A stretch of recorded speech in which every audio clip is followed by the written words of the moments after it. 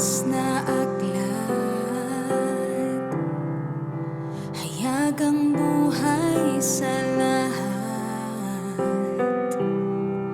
Sinugo ang tapat, kaligtas ay ihayag. Sila'y pag-uusigin, pagsubok daranasin.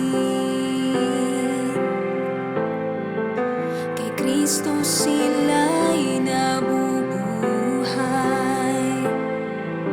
ang mamatay ay pakinabang. Oras ng katotohanan, dala ng puno ng sambahayan, di mapasusubalian kanyang pagkahirang.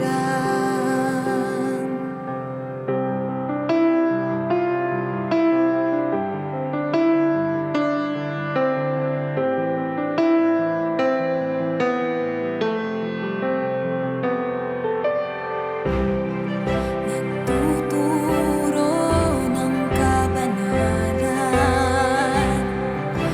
pag-ibig niya sa kawan. Ihahanda ang mga banal sa pagdating ng kanyang anak. Sila'y pag-uusigin, pagsubok daranasin. Kay Kristo sila'y nabubuhay, ang mamatay ay pakinabang. Oras ng katotohanan, dala ng puno ng sambahayan, hindi mapasusubalian kanyang pagkahirang. Oras ng katotohanan, dala ng puno ng sambahayan, hindi mapasusubalian kanyang pagkahirang.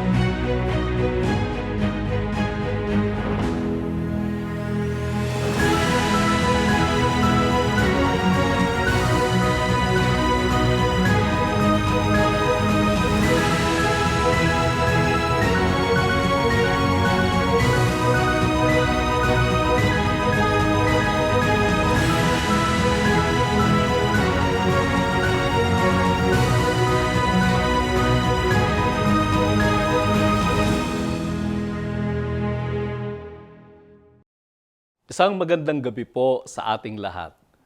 Narito muli ang inyong lingkod, Pastor Rod Surilla. Sa ating buhay, dumarating ang mga hamon at pagsubok, ngunit sa kabila nito, ang bawat isa sa atin na tumanggap kay Kristo ay may natatanging lugar sa kanyang iglesia. Ang ating pananampalataya ay tinutulungan tayong maging matatag, mapagpakumbaba, at handa sa paglilingkod sa ating Panginoon. Ngayong gabi, ating tatalakayin ang kahalagahan ng pagiging kabahagi sa katawan ni Kristo. Kaya naman, samahan niyo kong pakinggan ang makapangyarihang mensahe ng Diyos mula sa ating guro ng Oras ng Katotohanan Classics, ang ating mahal na late Apostle Arsenio T. Ferriol. Purihin ang Diyos sa pamagitan ng ating Panginoong Kristo, at ito ngayon ay pang-apat na yugto ng ating pag-aaral tungkol sa bautismo. Ang nauna ay ang kahalagahan ng bautismo sa mga alagad ni Kristo, na ito'y napakahalaga. Bakit? Sapagkat sa ibang religiyon napakatagal magbautismo. Ngunit sa Bible, sinasabi sa 16:31 hanggang 33, na yung sumampalataya, bagamat yung 31 ginagamit nila, wala raw bautismo yun. Andoon sa 33, noong gabing yon, sila kaagad ay binautismuhan. At sa mga gawa ng mangaral si Pedro, 2:41, ang mga tumanggap ng kanyang salitay nangabautismuhan sa araw na yon. Samantala, ang mga Farisiyo at ang mga tagapagtanggol ng kautusan ay tumanggi. Hindi nila tinanggap ang payo ng Diyos. Not to be baptized means to reject the word of Christ. Napakahalaga. Ang sumunod na ating pinaksa, ang pangalawa, ay ang kahulugan ng bautismo. At ang bautismo ay nangangahulugan ng paglakip sa kamatayan ni Kristo at ang maging kasama sa kanyang muling pagkabuhay. For us to live a new life. Baptism means we are proclaiming what we have. A new life, a new spirit. At tayo ngayon ay kalakip na sa panibagong buhay. Lumilipas ang luma at ang mga bagay ay nagiging bago. Ang sumunod, sino ang may karapatang magbautismo? Hindi lahat. Hindi komot mahinhin kong araw at talipandas kong gabi, pwede na. Ang mga sugo na pinagtagubili ng mangaral ay nagtagubilin ang Panginoon ng bautismo.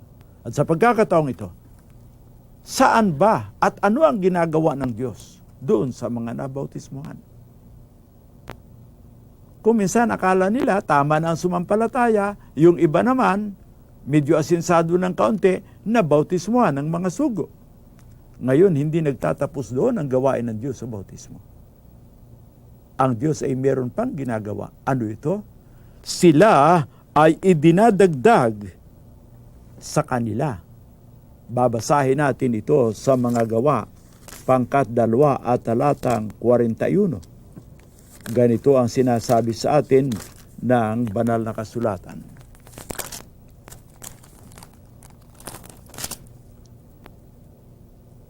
Yaon niyang nagsitanggap ng kanyang salitay na ngabautismuhan at naparagdag sa kanila sa araw na yon ang ang yaoy may 3,000 kaluluwa. Ito pala ang ginawa ng Diyos. Bakit alam natin na ang gumawa nito ay si Kristo?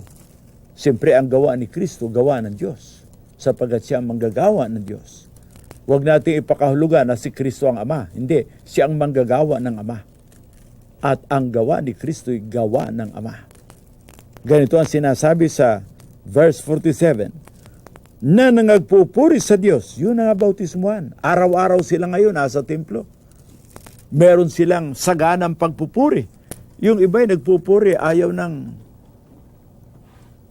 pumunta sa templo. Gusto nila sa TV na lang. Purihin na lang ang Diyos at meron tayong pangangaral sa television. Pero television is not in exchange with our holy assembly in the house of worship. Hindi ito pangpalit. Hindi ito kahalili. Ito'y karagdagan. Purihin ang Panginoon. At ang sabi, naparagdag sa kanila ng araw na yaon ang nangaliligtas. Sa makatwid, napakaliwanag. Ano raw ang ginagawa ng Panginoon? And the Lord added to the church daily such as should be saved. Yung nangabautismuhan, it is the Lord who added them to the church. Ay yung iba freelancer raw sila. Yung iba naman napunta doon sa aklat na nabili sa tindahan ng aklat. You can be a Christian without religion. Or you can be a Christian without being religious. That is contradictory. A Christian is not made by religion. They were Christian because they are now in Christ. Pero hindi nangangahulugang wala silang relihiyon. Ginugulo nila yung na kay Kristo na nagpabautismo ay idinagdag ng Panginoon. It is not man-made. Alam nyo, yung pagkaragdag sa iglesia, yan ay leading ng Holy Spirit sapagkat ikaw ngayon, nabautismuhan, anak ka ng Diyos, tinanggap mo ang Panginoong Jesucristo, ikaw ngayon ay papatnubayan ng Holy Spirit. Romans 8:14. Ang mga anak ng Diyos ay pinapatnubayan ng Espiritu ng Diyos. At sila ay nadagdag sa iglesia through the leading of the Holy Spirit. Purihin ang Panginoon. Ano ba ang kahulugan noong pagdagdag sa iglesia? Bakit sila ay idinagdag sa iglesia? Babasahin natin ito upang maunawaan natin. Kaya ang Biblia napakaliwanag. Yung iba, pinapaliwanag pa Basahin mo sapagkat yan ay nauunawaan kung tama ang pagkasunod-sunod ng pagbasa. Ngayon, pag-aawayin mo ang talata sa iglesia, talagang yung kanilang paliwanag ngayon ang tama. The Bible is one message. Written by different authors in different places and ages. But they have one message. It is God's message for His people. Ganito ang sinasabi ng banal na kasulatan. Sapagkat siya ang ating kapayapaan, na kanyang pinag-isa ang dalawa at giniba ang pader na nasa gitna ng paghihiwalay.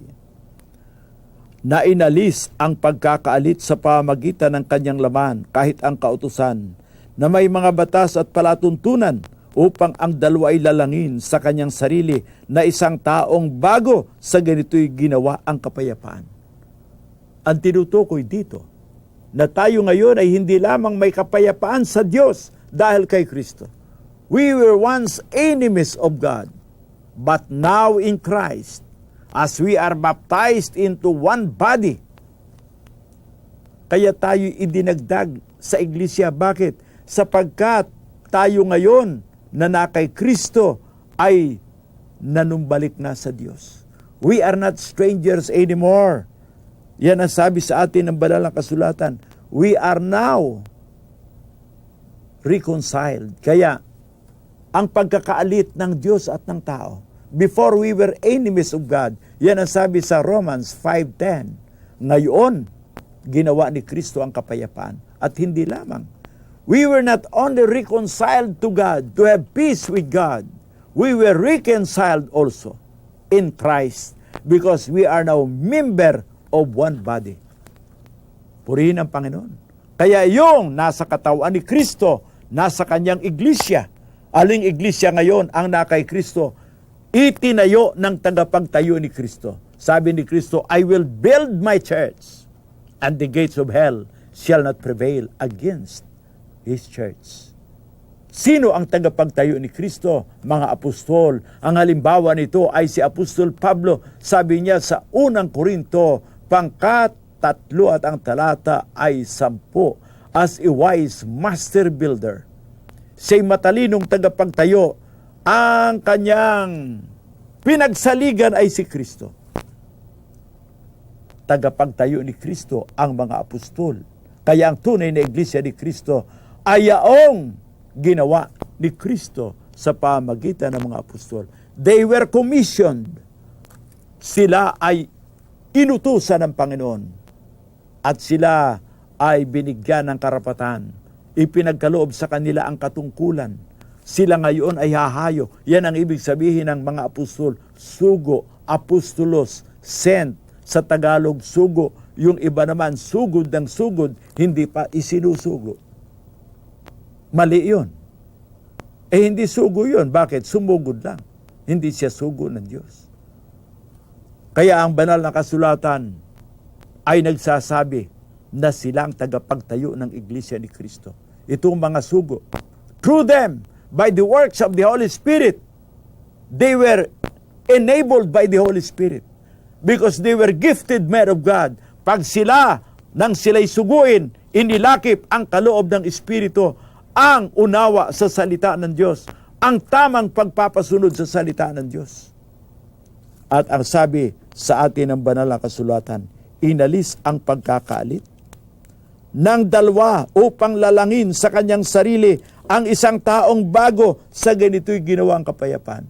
We were different people before, of different orientation, races, and languages. Ngunit ngayon, kay Kristo, ang lahat na nabautismuhan sa isang katawan sa pamamagitan ng Espiritu ng Diyos, ngayon sila'y magkakapatid. They are not strangers anymore, but they are now reconciled to each other. We are now brothers as children of God in the Lord. Ang sabi sa 16, upang pagkasunduin silang dalawa sa isang katawan sa Diyos sa pamamagitan ng krus, sa kanya'y pinatay ang pagkakalit. At ang sabi, mga kapatid, sa 19, we are not strangers anymore. We are not sojourner anymore, mga kapatid, kundi mga mamamayan kasama ng mga banal sa bahay ng Diyos. Ito pala ang unang ginawa ng Diyos sa mga nabautismuhan. Kaya kung tayo ngayon ay wala sa tunay na iglesia at pag-gala-gala tayo, please be reminded that we are supposed to be guided, lead by the Spirit, at tayo'y matuto sa dapat nating paglagyan. The Lord added to the church, and they were reconciled to God as one body. Christ is the head of the church. Siya ang ulo ng iglesia. Yung iba ay, masama raw yan, pastor. Mukhang iglesia na ni Kristo kayo. Iglesia nga ni Kristo tayo, pero ang ating uri, ang Pentecostal. It is an adjective to describe what we have. We have the calling of God. We have the Holy Spirit of God. We were baptized in one baptism. We belong to His body. Anong klaseng katawan itong kay Kristo? A new body. Bagong espiritu, bagong kalikasan. Kaya tayo ngayon ay inilagay sa iglesia. Ano ang layunin ng Diyos? We are not only to be reconciled to God and to one another. Mga kapatid, higit sa lahat, tayo ay tuturuan. Kaya sabi, inyo silang bautismuhan, 28:19, at pagkatapos sa 20, ituro ninyo sa kanila na kanilang gawin ang lahat ng iniuutos ko sa inyo, at narito, ako'y sa inyo hanggang sa katapusan ng sanglibutan. Kanino ba ipinangako ng Panginoon na siya ay sa kanila hanggang sa katapusan ng sanglibutan? Doon sa mga alagad na kanyang idinagdag sa kanyang iglesia, kasama ng mga sugo. I will be with you. If you are in the fellowship of God through Christ and through the apostle, mga kapatid, tayo ngayon ay meron ng pagkakataong maturuan. Kaya yung inilagay sa iglesia, tuturuan. Siyempre, hindi mo matuturuan naman yung wala sa iglesia. Bakit? Hindi pa marunong ng religious authority yun. Akala niya siya na ang authority. Kung mo nagbasa ng Bible, nako, pagmamalaki pa . Ako raw, walang taong nagturo sa akin. Ako lang daw talaga, tinuruan ako ng Holy Spirit. Ay sabi ko naman sa kanya, ako kahit ministro na ng Diyos, may nagturo pa sa akin. Si Pablo nga napakaduno na, may nagturo pa. Bagamat siya hindi sumaguni sa laman at dugo. Pero bago siya mangaral, ay naging marunong siya sa paanan ni Gamaliel. At alam natin na ang kanyang tinanggap na aral ay hindi niya basta matatanggap without proper preparation of his life. Akala natin ang mga sugo ng Diyos sa aktong ganoon lang sila inihanda ng Diyos. Sa tiyan pa ng kanilang ina, inilaan na sila, ibinukod na sa Ebanghelyo. Anong klaseng ina yung nagdala sa kanila? Busog sa droga? Yung magulang na lasinggo? Hindi. They were given a good parents. Pareho kay Moses. At siya ay lumaki sa isang Libita, makadiyos. Ayan ang orientation. Hindi yung may pagmamalaki ng mga preacher na sila raw noong hindi pa born again. Puro babae ang hinahabol, iniiwan ang asawa kahit sa jeep. O kaya ay sila ay mandirigma noon, sila noon ay nasa demonstration. Hindi yan ang orientation ng mga sugo. Before their calling, they are living a godly life. Kaya mo si Pablo, mula sa kanyang kanunuan, basahin nga natin na si Pablo, hindi pa ay sinusugo ng Diyos, ay meron na talaga siyang kalagayang makadiyos. Ito'y ating mababasa sa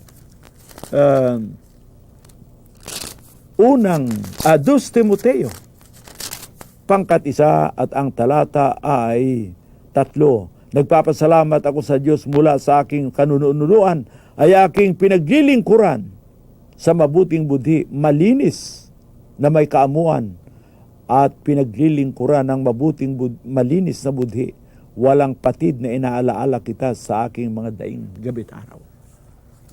Ito mga kapatid, ang preparation ng mga sugo. Maliit pa sila. Sa tiyan pa nga kung atin tutusin, sabi ni Pablo, even before the foundation of the world, we were divinely appointed, destined to be called of God in order to honor Him and serve Him. Purihin ang Diyos, mga kapatid. Kaya sila ngayon, idinagdag sa iglesia upang turuan ng mga sugo. Ay yung iba naman, hindi na kailangan natin ng sugo, kanila. Yung mga walang hiyang pastor daw na yan. Ano ba yan? Ano ba mga salita yan? Nakasulat na raw ang Biblia. Hindi na kinakailangan may mga sugo pa. Oy, basahin nila sa Biblia yan.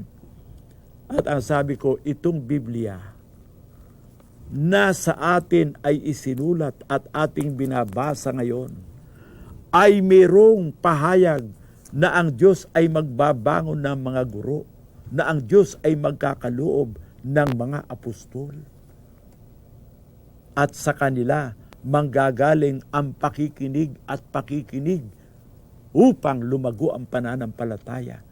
For faith cometh by hearing and hearing the word of God. And you cannot just hear anybody.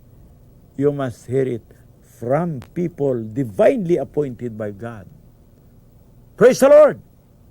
Yan ang ipinapahayag sa atin ng banal na kasulatan. Kaya tuturuan sila. Napakahalaga ba ang pagtuturo? Pansinin natin sa unang mga taga-Korinto, sa pangkat 4 at ang talatay 17 ay ganito ang sinasabi. Dahil dito'y aking isinusugo si Timoteo na aking binamahal at tapat na anak sa Panginoon, na siyang sa inyo'y magpapalaala ng aking mga daang nanga kay Kristo, gaya ng itinuturo ko saan mang dako sa bawat iglesia. Inyong pansinin, ang mga apostol ang tagapagturo, and they have special people trained by them in order to teach the ways of Christ that was given to them. Yan ang kaayusan ng Diyos. Kaya pala tayo inilagay sa iglesia upang tayong lahat ay maturuan. Meron pang sinabi si Apostol Pablo, Ha? Ang sabi sa 1 Timothy 3:15 ay ganito. Doon sa mga nabautismuhan na inilagay sa iglesia, ang sabi, ngunit kung ako'y magluwat ng mahabang panahon, ay upang malaman mo kung papano ang dapat sa mga tao ugaliin nila sa bahay ng Diyos, na siyang iglesia ng Diyos na buhay, haligi at suhay ng katotohanan. Aba, kahit gayahin mo yung iglesia ng Diyos na buhay, haligi at suhay ng katotohanan, hindi ibig sabihin yun ikaw na yon. Ay pareho ngayon, nakuha pa yung mga kalaban mo. Ikaw ngayon, wala tuloy pangalan. No, it's not only a name, but above all, in the true state of being. You are now in Christ, having a new spirit. As the gospel, the power of God unto salvation is being preached, yung masamang espiritu ay pinalaya sa iyo at ikaw ngayon nagkaroon ng bagong espiritu, ikaw ay nabautismuhan, ikaw ay nalibing, lahat ng lumay nagsilipas na, ikaw ngayon ay bagong nilalang, ikaw ay dinagdag sa iglesia. That is the true church because it is God's appointment. You are divinely added to the church as the Holy Spirit leads us. Purihin ang Panginoon, matuturuan. Kaya ang iglesia ng Diyos na buhay, haligi at suhay ng katotohanan, naroon ang mga sugong apostol, naroon ang mga kaloob hanggang sa mga guro, hanggang sa paggawa ng mga iba't ibang mga paggawa sa iglesia.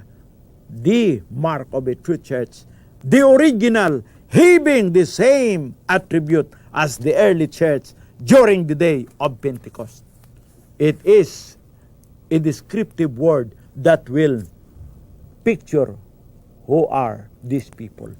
Nagpapahayag kung sino sila.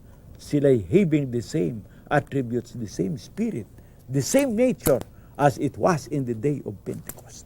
Kaya Pentecostal, missionary, mga isinugo, mangaral, magbautismo, at silang ginagamit ng Diyos sa kanila, idinadagdag yung mga nabautismohan upang maturuan. Bakit? Sapagkat kung hindi maturuan, ang sabi ng Panginoon sa Mateo 7:15 hanggang 23, ang sabi, mag-ingat kayo sa mga bulaang propeta, sapagkat yan mapagkunwari, nagmumukhang tupa, sila raw ang tama at lahat ay mali. O ay paano yun? Paano mangyayari? Yung ang protestante raw ay nasa relihiyon sa diablo yan. Pagkatapos yung awit ng protestante, ginagaya mong tono, ay di tono ng demonyo yun. You are contradicting your claim. At yung isa naman ay ganun din. At sila ngayon ay naglalaban. Huwag na nga tayo makialam sa kanila. Pero pag tayo ang pinaspasan nila, hindi tayo maaaring manahimik. Ang katotohanan ang magnanaig. Purihin ang Panginoon. Kaya ang sabi, kailangang malaman mo kung anong dapat ugaliin. Obedient children of God. Sapagkat kung hindi, ang magtuturo sa iyo ng hindi tama, not everyone that saith unto me, Lord, Lord, shall enter into the kingdom of heaven. Yun. Sa panahong yun, we will enter. Kailan? Yung naturuan, naging masunurin, they will enter the kingdom of heaven. Praise the Lord. O ay yung nahilig sa himala, nahilig sa pagpapagaling, pagpalayas ng demonyo. Si power kuno. Na hindi alam pa ang pagkakilala sa Diyos. Ang Diyos daw na Ama ay si Kristo at si Kristo yung Diyos sa Ama, pinaghalo-halo. Hindi papasok sa langit. Bakit? Sapagkat ang kinikilala ng Diyos, depart from me, I know you not. Sino ba ang kinikilala ng Diyos? Yung kumilala sa Kanya, yung sumunod sa Kanya. Kaya yung nabautismuhan, reconciled, now in the house of God, sila ngayon ay tuturuan na lumakad sa salita ng Diyos. At sapagkat sila'y lumalakad, pagagalingin ang kanilang mga sakit. Sila ay pauunlarin. Sila ay makakakita ng kapangyarihan ng Diyos sa araw-araw nilang pamumuhay dito sa lupa. Purihin ang Panginoon. Saan man kayo ngayon naroon, tanggapin ninyo ang Panginoon sa pangangaral na aming ginagawa. Sa oras na ipinapangaral ang mabuting balita ng mga sugo ng Diyos, you will call upon God and you will be saved. You will call upon God and He will answer and will show you great and mighty things. Tayo manalangin. Amang Diyos, pagpalain mo ang iyong mga salita. Gawin mong gabay at liwanag upang matutuhan naming sundin ang daan ni Kristo na nasa iyong mga sugo, upang kami ay matuto na sumunod sa iyo sa kabanalan at sa paglilingkod. Pagpalain mo, Ama, sila at bigyan ng kaaliwan at kapayapaan. Maraming salamat, Ama, sa pangalan ni Kristo Jesus. Amen. Purihin ang Panginoon. Salamat sa mensaheng ating napakinggan. Tayo ay nakatanggap ng pagpapala at pagpapalakas ng salita ng Diyos. Tayo ay panatag sa araw-araw sapagkat pinangahawakan natin ang salita ng Diyos na siyang gumagabay at nagbibigay kapanatagan. Kaya naman, patuloy po nating mapapakinggan ang mga mensahe sa programang ito sa Spotify at Apple Podcast. I-search lamang ang Oras ng Katotohanan Classics, i-follow ito at i-click ang notification button upang maging updated sa mga bagong uploaded messages. Atin ding panoorin at suportahan ang Oras ng Katotohanan with Apostle Jonathan S. Feriol. Tuwing linggo, alas 7 ng umaga sa TV5. Kung meron kayong mga panalangin, maaari lamang pong i-contact ang mga numerong naka-flash sa inyong screen. Maraming salamat pong muli. Ako po si Pastor Rod Surilla. Magandang gabi sa ating lahat. Bahayan, hindi mapasusubalingan kanyang pagkahirap.